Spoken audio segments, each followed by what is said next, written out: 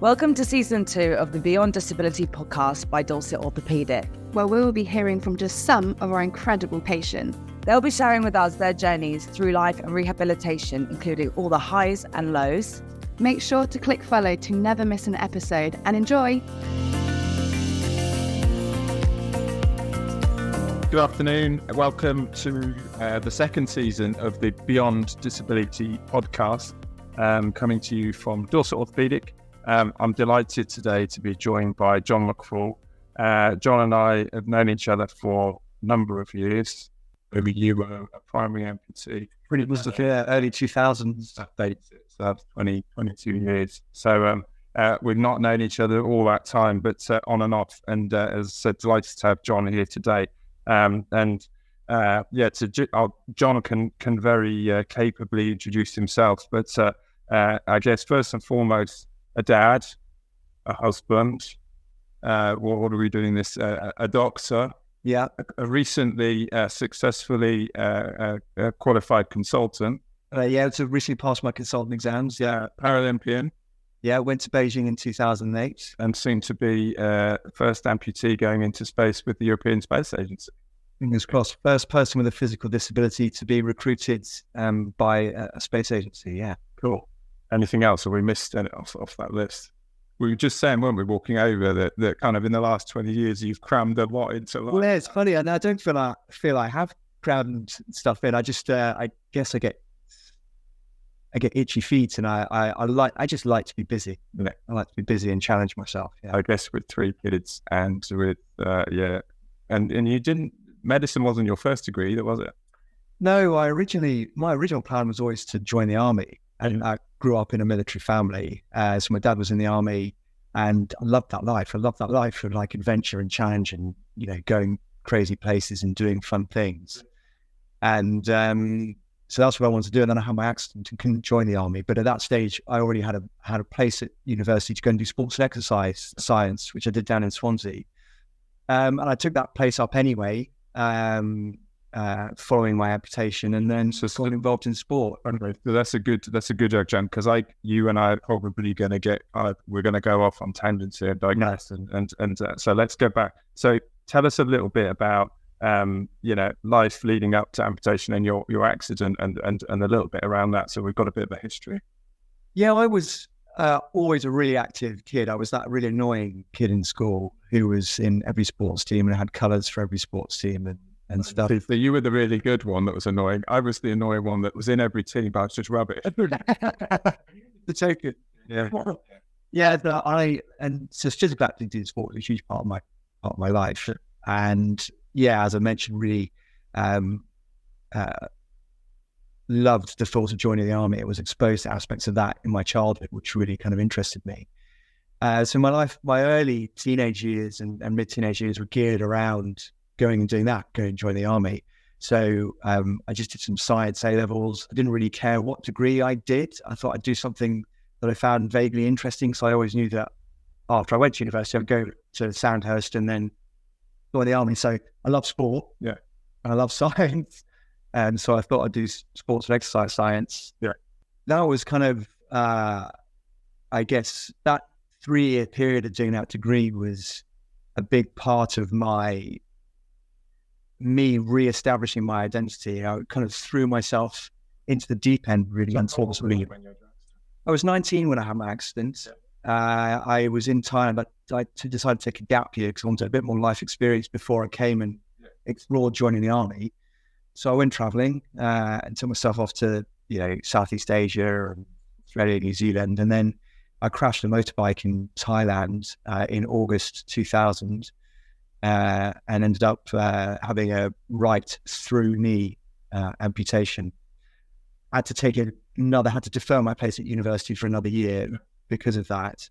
And then pretty much threw myself into the deep end, really, when I went to university, which was the best thing for me. So where did you do your initial rehab in the UK? At Roehampton. Yep. Yeah, so I came back to Roehampton, and this was when the Douglas Bardi unit still existed, and you had a ward of 10 or 12 patients or so who were all amputees and all going through their rehab. Yeah, exactly. Penny, Sarah, all of Still across. no, it was Tom. Yeah, I had Tom Wickerson and John Sullivan. It was great, and you stayed there during the week, went home at weekends. It was sort of like when I was at boarding school. It was a great opportunity to start to learn to walk again. And so from there, you went to Swansea.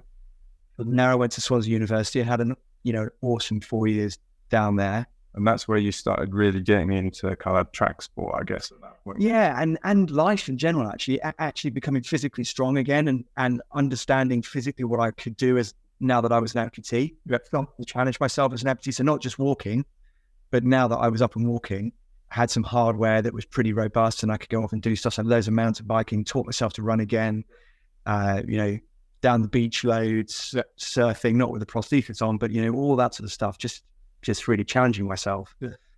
And so then what was the bit, what was the trigger that got you into the competitive track and field stuff? Running was a huge part of my life before I lost my leg. That's out of all the sports that I was good at, running, I was just pretty awesome at running. And for me, I found it hugely rewarding. And I think there's something biomechanically, running, it's something that's very very natural. It's very, what's the word, it's you don't use a bike, you can stick a pair of trainers on and use your legs and the ground, and off you go. Very primal, should I say. And in terms of, if you were to use mobility as a sort of surrogate marker of independence and identity, for me, being able to have that mobile that I could run well again and enjoy it was really important to me. So I took myself off to Roehampton, and Maggie and Sarah, Penny, helped me learn to run again in my day prosthesis that I was wearing at that time, and I would run up and down in the gymnasium there. So that was about you, I guess, effectively kind of recapturing what had been taken away from you in that. Do you know what? It was the thing I noticed as soon as I was moving across the ground on my own steam quickly. The thing that I noticed first of all was that wind rushing past my ears. You go, hang on, I'm moving faster than walking here. I can hear it. And that's what I was like, I'm back, to a degree. So how long, knowing you and how frustrated you get with kind of standing still, how long was it before you realized that leg wasn't, your everyday leg wasn't going to do what you wanted it to do? Yeah, didn't take long. I started actually going to training sessions with the Swansea Harriers in Swansea with another chap at university who was a 400-meter runner, and so we just go down to sessions, and I was just joined the sprints guys and just did some drills and some short sprints and stuff. I think probably in my second session there, hydraulic cylinder just exploded. Right. So the knee extended, and obviously the force of extension was too great and just ripped the piston out of the cylinder. Blew it everywhere. And that was like, okay. And then over a period of months or so, I would call Tom Wickerson up and go, Tom, can you post another cylinder down to me? And at one point I had like a box of... Were they the mount cylinder? There's the mount cylinder. Yeah. And it got to the stage where he ran out of mount cylinders. He had a mixture of K-Tech and mount cylinders. They're the same thing, just with a different label on. And I had a box under my bed at university of like 8 or 9 of these cylinders. And I could swap one out for like a relatively okay one and send the broken one back to him. And that was when I approached him. Or he said, you know what, this is ridiculous. And we looked into getting a blade. So we bought a very small 4-bar link, pneumatic knee, the 3R41, I think it was, or something like that. And a flex sprint, I think it was. And we put that together in the NHS. This sort of time. Remember that? That was in early 2003. I think we started it in the winter of the early months of 2003, and I got it by May or June 2003. And how quickly did you kind of progress from being kind of I'm going to try and run to being this kind of potential para athlete? Not long. So I remember in the summer of 2003, I went to the athletics track in Cardiff. And by this stage, I got in touch with an organisation called Disability Sport Wales. And they were like, yeah, come down, have a look. We'll watch you run and that sort of stuff. And I actually ran for them with my day prosthesis, as in they sort of looked at me and assessed me in my day prosthesis. And even though they said, listen, if you listen to what you're told and do the right stuff and train, you'll be awesome. Yeah. And then I went away for this. I picked up my running prosthesis just before the summer. I went away to Canada. I worked in Whistler for a summer as a canoe, kayak and mountain bike guide. And then I came back and I had this leg to use. And I remember I went to the track, and the first time that autumn when I used it, I put it on, ran around the track.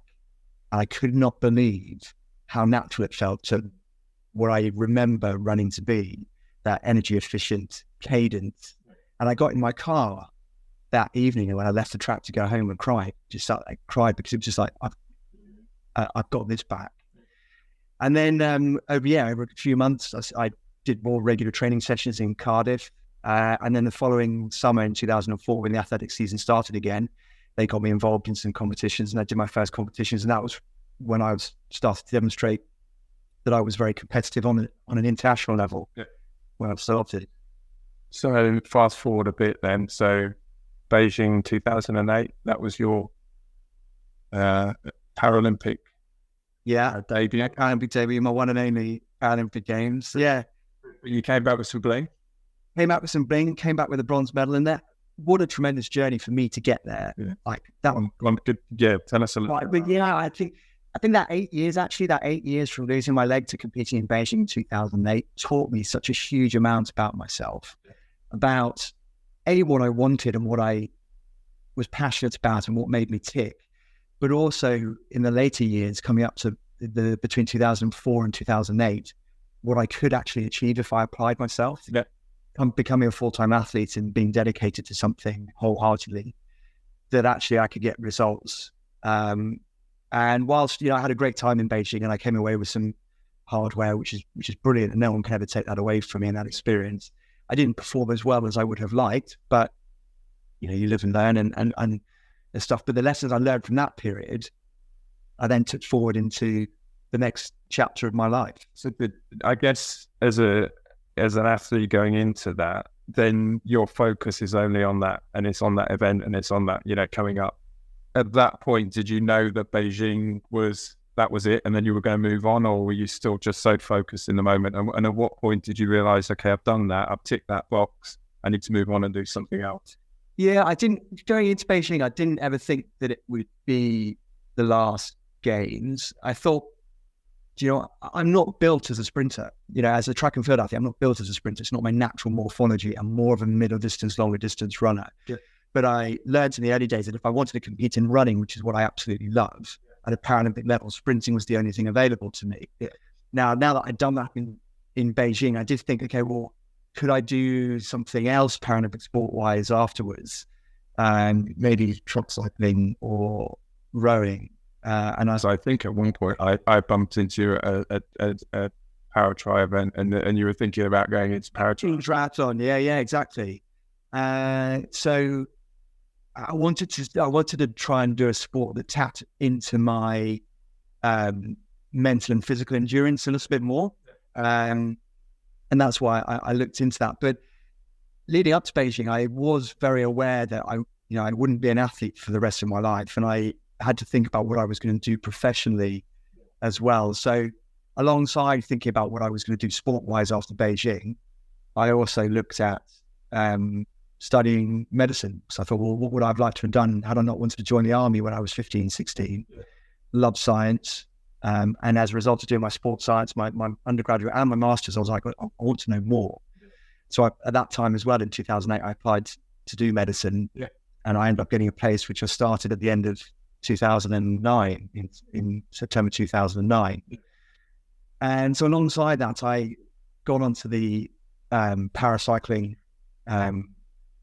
development team, and that sort of started. And I was like, do you know what? I can't do med school full time, and I can't do this training. It's just and sport. And actually, I'm 31. Is this the right thing to do? Or 30, 31. No. So I was 20. Sorry, I was 27 when I went to Beijing in 2008. I was 28, 29, and I thought, okay, really what we're talking about is London here. We're talking about the draw of a home games and doing that, because that's such a rare opportunity. Do I do that? And I was like, it's really difficult. And I've got to be doing it for the right reasons. And I thought, is it worth the sacrifice? Is it worth, if I put off medicine for another 3 or 4 years, is what I'm going to get out of London worth what I'm giving up? And I came to the conclusion that it wasn't, because it would mean that I would be a doctor later. I wouldn't be able to start a family until later because I wouldn't have any money and all sorts of stuff like that. I didn't think it was worth putting stuff on hold for. So where did you study medicine? Stayed in Wales. Had a soft spot for Wales. Yeah, I applied to Cardiff Medical School. I'd like to say I chose to go to Cardiff. It was the only place that offered me a chance. But yeah, it was great. There's worse places to be than in South Wales. But I say that as someone who's half of my family are from the Valley. So yeah. But, and then having supported the World Rugby team for all my life, which has had some upside. Definitely. Tumultuous. They did well though, they're the early 2000s, and they've got the last 15, 20 years they've overachieved. Absolutely, yeah. But so okay, putting your doctor's hat on, I guess the reality is that you kind of you know your body so well, and we've just been doing some stuff with testing with other products which we can't really go into, but it's incredibly obvious that you know your body so well and you're in tune with everything that's going on. Putting your doctor's hat on, because I'm as a fan of as a prosthetist of 20 odd years, I'm a fan of the through knee amputation.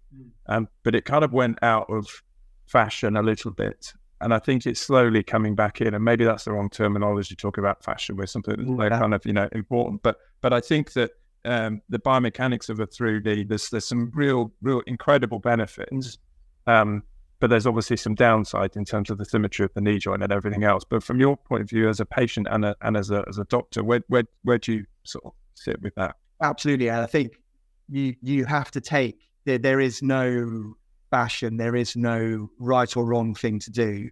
And there is only, you have to pick patients take patients case by case on an individual basis, or bone stock in your hip. But I guess some of that comes down to the quality of the surgery that's being done. Yeah, and by no means is my type of through knee amputation the same as every other through knees amputation. And that's also really important, because there isn't a consensus on how to do a through knee amputation well. It was done in Thailand. Yeah, it was done in Bangkok.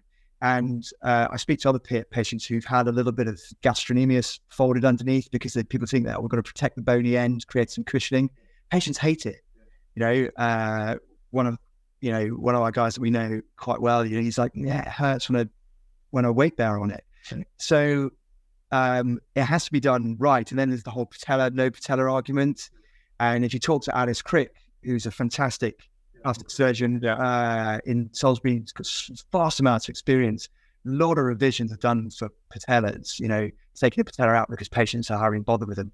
Interestingly, I've got my patella, and I'm probably one of the very few through knees who have very little patella bother. Don't know why that is.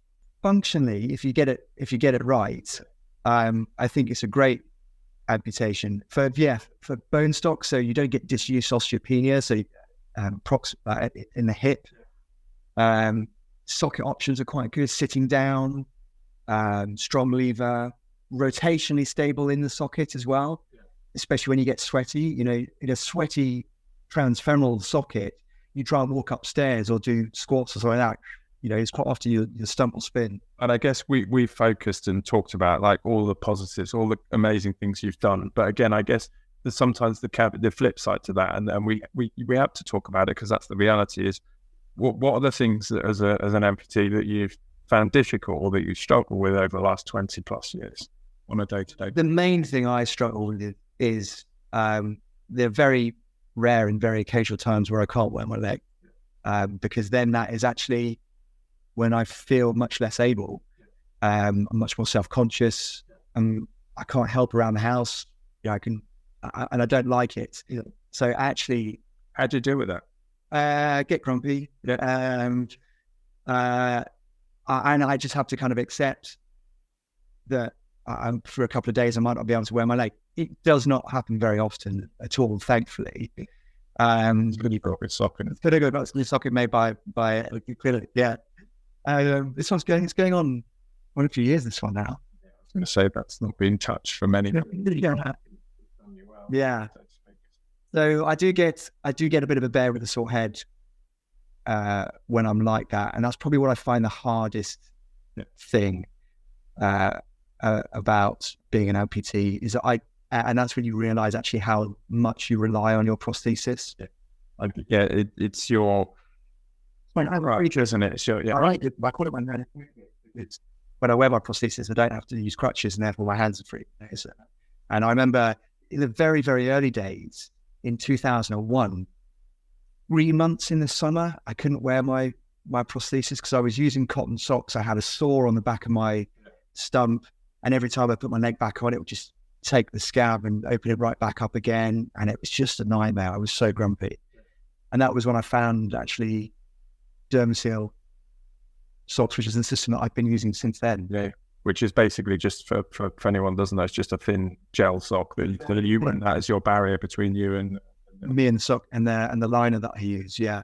And actually, your socket is relatively straightforward, isn't it? It's relatively low tech. Yeah. You've got a carbon outer socket with what we call a polyform in a liner, which is fairly old school technology. And with, as you said though, that sock that you put on first, so there's nothing kind of fancy. No, but the subtle difference is with mine. Actually, Tom Wickerson and I asked Tom, so can I not try this? Is actually if you drop the height, the cut height of the socket down on the top, because I'm a through knee and I'm distally bearing. I'm not bearing on my ischium, on my sit bones or anything like that.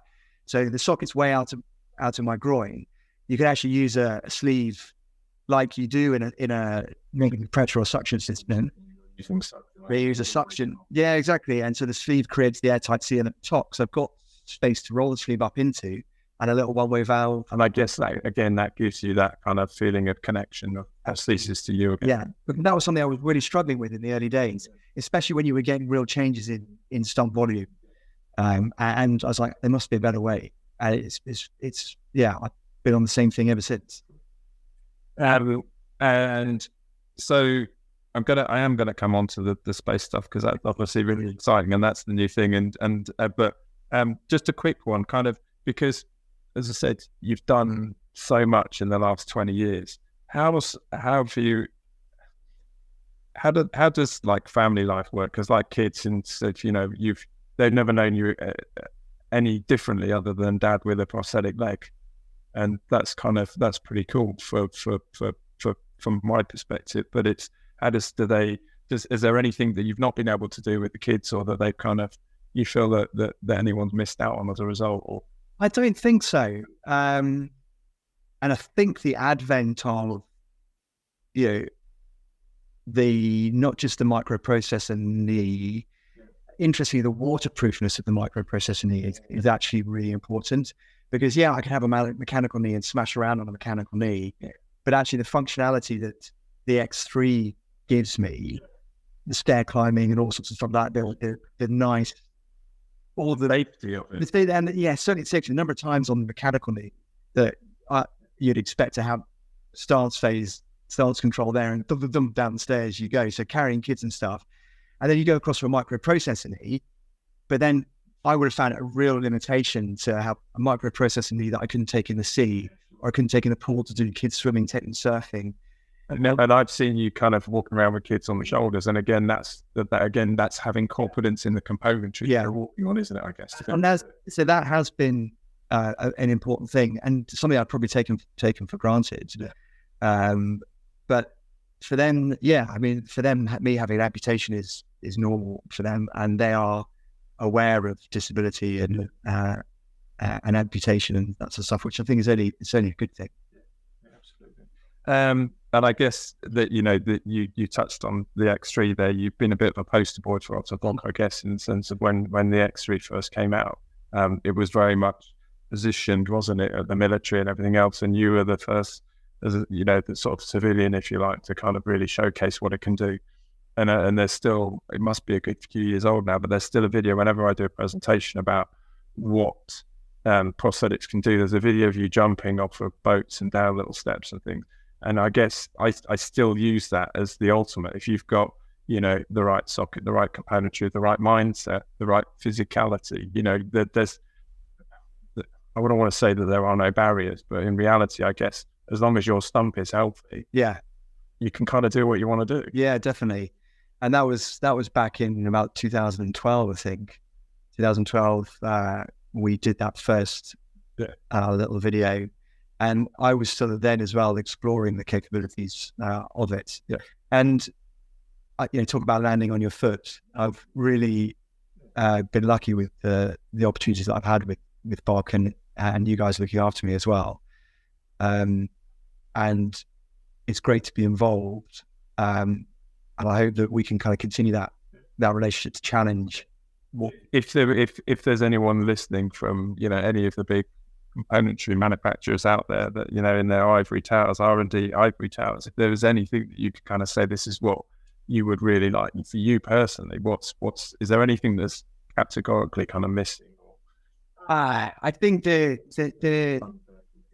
think it's something that's very difficult to achieve at the moment. That for me, the ultimate goal would be to not have to change your leg to do different activities. Yeah. And what I've got at the moment goes a long way to doing most things. But the change is that change between walking and running. Yeah, and running properly. I mean, I would say if you want to run, then you stick your running leg on. I stick my running leg on because, you know, I have done 7 or 8 miles in the X3 with a blade underneath it, and it's hard work, it's heavy. And I have done 5 or 6 miles in a Triton low profile with an X3, and it's hard work, like running. And you just want that balance and that dynamism, that transition of dynamism, which is difficult to achieve technologically. It's hard. Okay. So let's get the big one out of here. So the European Space Agency, how did that all come about? I got a text message from a buddy of mine, and his exact words were, "John, mate, European Space Agency are looking for Paralympians to go to space." And I was like, "What?" And he sent me the link for this application that ESA had announced that they were looking for a new class of astronauts, all like able-bodied astronauts. But for the very first time, a space agency was also looking to recruit an astronaut with a physical disability. It wasn't amputee specific. It wasn't amputee specific, but it was lower limb specific, and there were criteria. So it was short stature, a leg length discrepancy, or lower limb amputation, unilateral and bilateral. And there was scope within that. I think that was what they put out to start with. I don't think they really knew exactly what they wanted, but at least they kind of cast their net wide enough to get a selection of things, but not too complex. So you've done the rehabilitation thing. You've proved that you are a very able and capable, amputee. You've ticked the Paralympic box. You've got the family. You've got the kids. You've got the career as a doctor. Why? Why? Because of lifelong learning. That's why I'm such a victim of a desire for lifelong learning. And Matt, you had an interest in space. Did you prefer, or is it just like I've had always had an interest in science. I did not specifically space, although I find it tremendously interesting and it's absolutely fascinating. But I'm not, I never wanted to do planetary science or that sort of thing. But science in general, absolutely love it. But you know me, I've always been one of those people who wants to get up out of bed every day to go and do something they are interested in, passionate about, and enjoy. And everything I have done has been an opportunity for me to do that. It's just an opportunity that's come my way, and I've gone, I like the sound of that opportunity. I'm going to go with 2 hands. Yeah, and that was with the running thing. As I started to run, and I went and spent a bit of time with Disability Sport Wales, and they said, you could be an athlete if you listen to us. I went, awesome, give it a go. And then it's like, you could do medicine. Someone said to me, you'd be a great doctor. I was like, really? And I looked into it. I thought, wow, it's really interesting. I gave it a go, and it was an opportunity that came my way. And it really interested me, this opportunity to get involved in the European Space Agency and potentially one day be the first person with a physical disability to go and live and work in space. Thought, what's an opportunity you got turned down? I mean, and that's really the way that I have lived my life. These opportunities have come my way. And yes, you could argue that I have done things in my life that have helped create these opportunities. Had I not had a master's and a medical degree and all that sort of stuff, I wouldn't have been qualified enough to apply to be an astronaut. But it's all about what interests me and what inspires me. And I've tried to create the conditions in my life to continue doing stuff that inspires me. Oh, I'm going to digress then. We'll come back to that. But okay, who inspires you? Many people inspire me. People who push the boundaries, people who are challenged and find opportunity within those challenges and overcome adversity, whether it be academic, whether it be physical, whether it be psychological and emotional. And you could look at, for example, the space industry trying to overcome academic adversity. Like, you've got all these incredible questions out there. But, the number of times I sat in front of the TV and cried watching, disabled military veterans achieve great things, because that really resonates with me. So inspired by so many people, not a particular individual. So then, okay, let's go back. So I told you I'd digress. So tell us a little bit about the process. So from that initial application, what did you jump loops did you jump through, and how did you get to the holy grail that accepted onto? It started in applications opened in April 2021. Mm-hmm. And you had to submit some paperwork, a CV, an application form, fill out some boxes. You had to get a certificate to say that you, despite your disability, you would otherwise be medically fit to get a Class 2 private pilot's license. So just like a basic medical requirement. And you submit your application online, and about 22,500 people applied. And then they had to cull that down to a number of people that they then invite to the second stage. So there were 6 stages in total. So first stage was that screening application process. Second stage was cognitive assessment, maths, physics, English, but then lots of psychomotor tests, memory, spatial awareness, perception, some crazy tests, which are great fun to Was that in the UK, or did you go to Germany? Had to be in Hamburg to a specific. Everybody had to go to Hamburg to a specific test centre to have that test. So at that point, you were already eyeing up competition. Yeah. So at that point, around about 300 people with a physical disability had been eligible to go through the selection, be advanced through the selection process. And then we were invited along with that. And I think it was about 1,300 able-bodied people got invited to Hamburg. Okay. And that's where the biggest cull happens. Yeah. I think there was another patient of ours who's also a medic down in the southwest. Yeah. And do you know what? I met him at the All Wales Amputee Study Day. He came out, love him spit. And yeah. And I didn't know he was going to talk about it. And at that stage, I kept everything very quiet. I still didn't say anything because he was so. I could see just the smile on his face. He had such a great time on the journey. He made it to Hamburg. Yeah. And I spoke at the same event just before him, and I didn't want to kind of say, well, I'm not sure. But we had a good chat. But yeah, it was great fun, and he'll testify to how interesting that stage was. So I was fortunate enough to get through to the next stage, which was a panel of psychological interviews. Yeah. One interviews, but big panel interviews as well. Some team building, team exercises and stuff. Then got through that to a medical testing week. Yeah. Physical testing, but loads of eye tests, hearing. Yeah. MRI of your brain. Some other quite uncomfortable tests, which I won't go into. And you've had some pretty good. You know that you're kind of fighting fit then in the. Yeah, exactly. Like it's like the best medical ever. And then stage 5 was a big panel interview with some important people, the head of the European Astronaut Centre, various heads of departments within the European Space Agency. And then the final interview was in Paris with the Director General himself and the head of and the head of HR.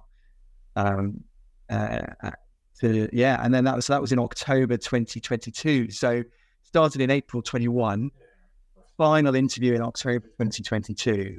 And then I waited about 3 weeks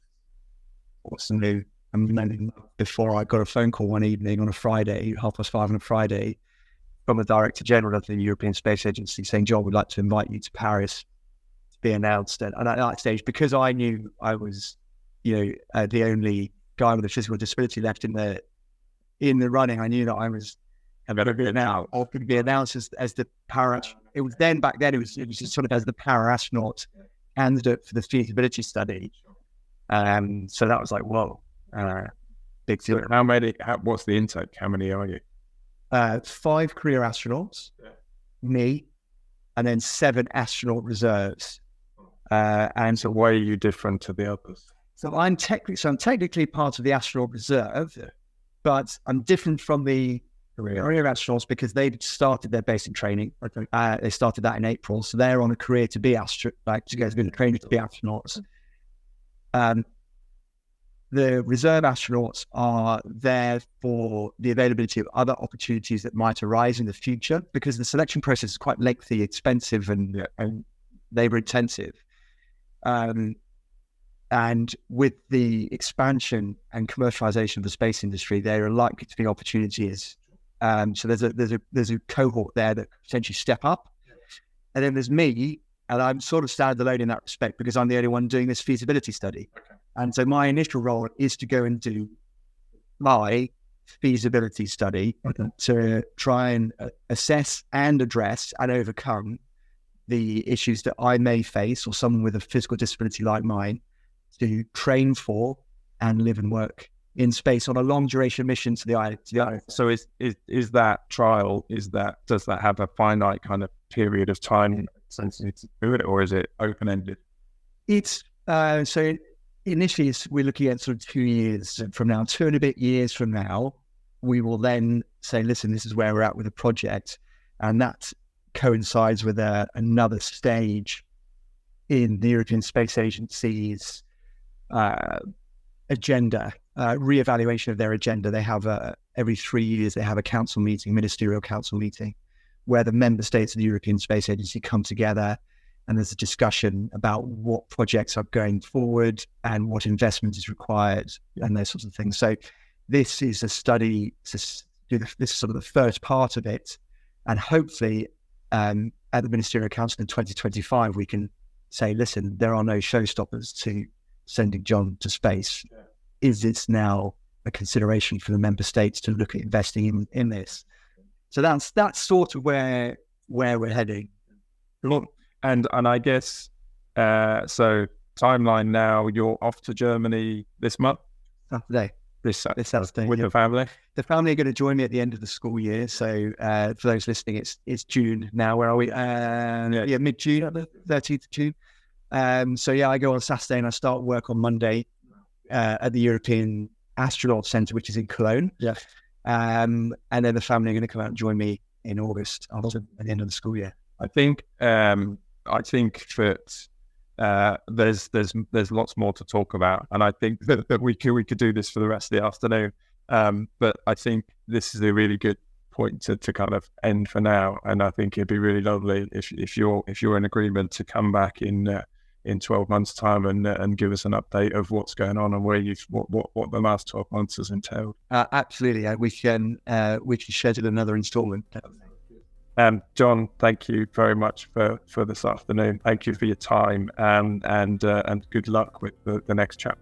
Thanks, Matt. And I just want to say thanks to you guys. You supported me for so many years, and thanks for all the hard work you do, not just for me, but for all your patients. That is very kind. You're all good eggs. Stuff. Great stuff. Thank you, John. No worries. Thank you. And that's it from us for this instalment of the Beyond Disability podcast.